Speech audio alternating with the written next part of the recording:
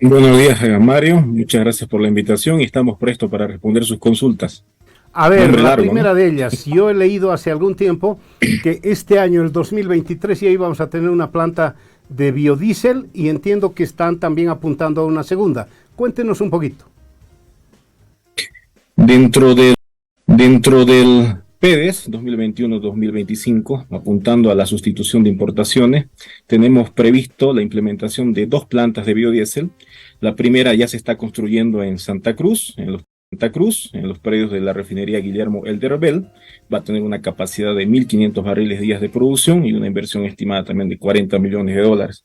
Esta segunda planta va a estar implementada en la planta de almacenaje de Sencata, con una inversión también estimada de 40 millones, con una capacidad de producción de 1.500 barriles día de biodiesel. Muy interesante, muy interesante. A ver, cuéntenos qué es básicamente el biodiesel, como para gente que no sabe nada como yo del tema. ¿Qué es el biodiesel? El biodiesel es un diésel totalmente renovable, 100% ecológico, 100% proveniente de materias primas renovables, en este caso aceite. Tiene la misma funcionalidad que el diésel fósil, en un motor funciona de las mismas características, de la misma manera, con la diferencia que no emite emisiones contaminantes al medio ambiente. Por lo tanto, es sostenible con el medio ambiente y la madre tierra. Bien, bien. Ahora, ¿cuáles, me lo ha dicho ya, pero cuáles son los ingredientes? ¿Qué se necesita para hacer biodiesel en una planta X? En una planta básicamente la materia es aceite crudo de vegetales, ¿sí? Puede ser, por ejemplo, de palma aceitera, puede ser jatropha, malporó, incluso soya. Y hay un componente importante que se utiliza como catalizador, que es un alcohol. Entonces, el aceite más el alcohol te da dos productos, el biodiesel específicamente y un subproducto que es el glicerol o glicerina, dependiendo de los usos que se le puede dar. En este caso estamos visualizando en el alto que puede ser una glicerina de grado médico y estamos pensando exportarla, ¿no? Los volúmenes son pequeños, pero obviamente la industria boliviana no la vamos a cubrir, por ende lo podemos exportar. Ese es básicamente el proceso del biodiesel. ¿Y cuánto de esos materiales, qué porcentajes de esos materiales podemos tener en algún mediano o corto plazo disponibles en Bolivia? El aceite va a ser 100% nacional, va a ser materia prima nacional. El alcohol, en este caso podemos utilizar metanol, inicialmente lo podemos importar, pero a corto y mediano plazo estamos pensando a través de YPFB la implementación de un complejo petroquímico donde se produzcan estas materias primas. Entonces estamos apuntando que el 100% de las materias primas sea producción nacional.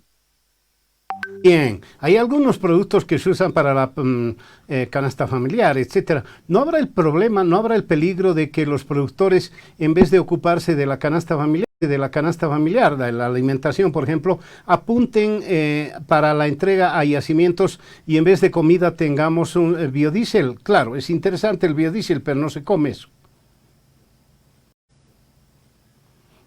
Dentro de la política que tenemos de sustitución de importaciones, estamos utilizando materias primas alternativas, en este caso que no coadyuvan o no perjudican a la canasta familiar. Soya no está utilizado, ya no está utilizado en nuestro proyecto. Gran parte lo podemos usar con productos sustitutos, por ejemplo, como la palma aceitera, jatropha, que es un aceite que no se utiliza mucho, pues no en la alimentación, se utiliza en este caso para la industrialización. Entonces, de acuerdo a nuestra ley que tenemos, la ley 1098 también, nos dice claramente que primero está la seguridad alimentaria del país y con los excedentes sí podríamos utilizarlos para la industrialización, en este caso para el tema del biodiesel. Pero le aclaro nuevamente que estamos apuntando con productos alternativos como la palma aceitera, jatropha, macororo, etcétera. Utilizar también plástico. Entiendo, he estado viendo algunos detalles. Hay industrias en Estados Unidos, en Argentina, que utilizan plástico. No sé cómo se hace eso, pero me imagino que es parte del asunto. El plástico es no. El caso es simple y sencillamente de materias renovables, materias verdes. En un posterior análisis o estamos, mejor dicho, ya estudiando el tema de la producción de diésel sintético a través de plástico, comas, cauchos, etcétera. Lo que Ajá. sí vamos a utilizar en la planta de biodiesel es un pequeño porcentaje, es el tema de los aceites comestibles usados. Todo esto nos va a generar obviamente una dinamización de la economía que nos va a permitir generar empleos directos e indirectos en el tema de la recolección, acopio y posterior proceso de estos aceites comestibles usados, que es un aceite que ya pues nadie lo utiliza acá en Bolivia, ¿no? Ni siquiera lo recicla. Entonces estamos apuntando también a eso para nuestras plantas de biodiesel. Parte, aceite comestible usado. Si el aceite comestible es el que se pone uno en la ensalada y uno se lo come, es difícil utilizarlo. No sé, cuál es el aceite comestible usado y que ustedes podrían utilizarlo? Ejemplo, aquel que usted utiliza en su sartén, no sé si lo ha visto alguna vez, queda pues un poquito medio negrito, ¿no? Ese aceite comestible que generalmente ya lo botamos, que no lo utilizamos, ese aceite reciclado lo podemos utilizar para nuestra planta, ese acopio y ese proceso para nuestras plantas, porque podemos darle un uso final, como le estoy diciendo, para producir un biodiesel. Ah, definitivamente, yo le pongo la sartén, un aceitito, hago el asadito, saco, queda algo y tendría que ir guardándole para luego, ¿qué hago? ¿Lo vendo a yacimientos? ¿Lo regalo?